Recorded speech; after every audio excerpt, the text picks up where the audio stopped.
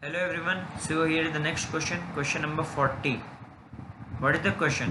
Which one of the following statements is incorrect?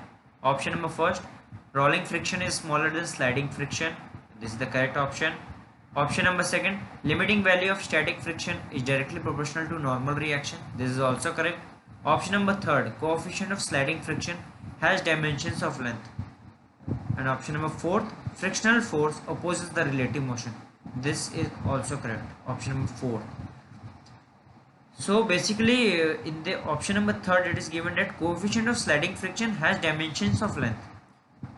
So sliding friction is basically given by F equals to mu dot n. For the coefficient mu s, which is this coefficient of sliding friction, and n is the normal force, normal reaction force is F is the force.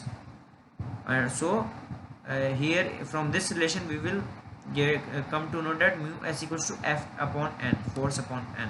As you know that the force and normal reaction both are given by the Newton and have the same dimensions.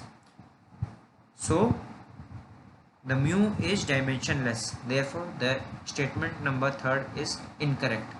Coefficient of sliding friction has dimensions of length. As we can here conclude that the coefficient of sliding friction is dimensionless, as force and normal reaction both are given by the Newton and have the same dimensions. Okay, so option number third is the incorrect.